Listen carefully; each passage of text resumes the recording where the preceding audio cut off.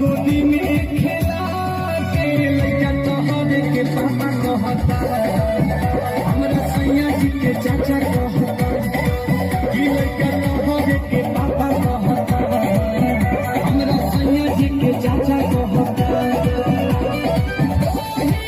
दिल से खो जाता ते रोता चिल्ला के, दिल से खो जाता ते रोता चिल्ला के, सोझा सा बकाई साफा कहता, लइका तोहरे के पापा कहता, कि हमरा सैया जी के चाचा कहता, कि लइका तोहरे के पापा कहता।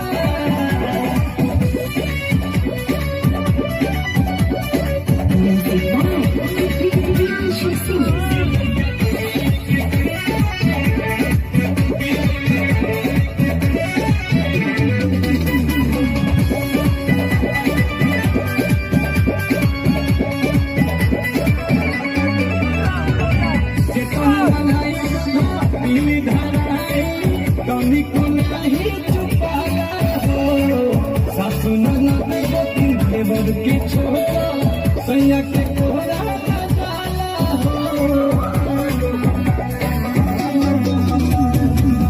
कोनो मनाए पीली धराई पानी को नहीं चुकाया हो, सासु ननद गोती देवर के छोड़ा सैया के कोहरा न जाला हो।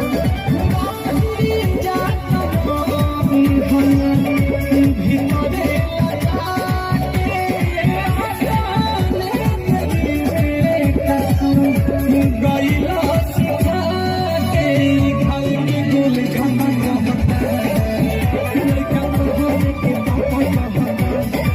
कि हमरा सैया जी के चाचा कहता, लइका तोहरे के पापा कहता।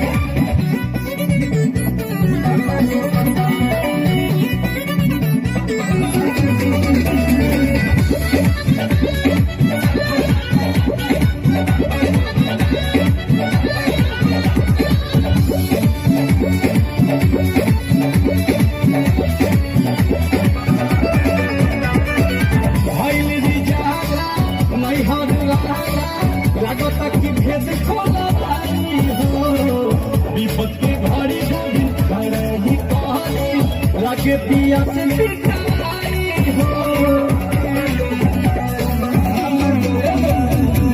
भइल रिजहला नहीं होलवाला, लागता भेद खोला पानी हो, विपद के घड़ी घड़ी खड़े ही कहली, लागे पिया से बिकाई हो।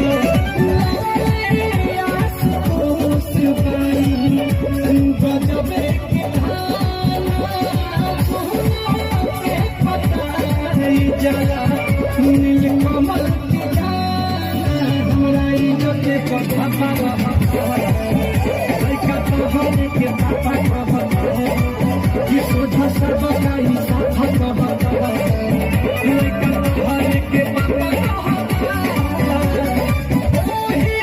दिल से खो जाता ते रोता चिल्ला के, दिल से खो जाता ते रोता चिल्ला के, सोझा सा बकाई साफा कहता, लइका तोहरे के पापा कहता, कि हमरा सैया जी के चाचा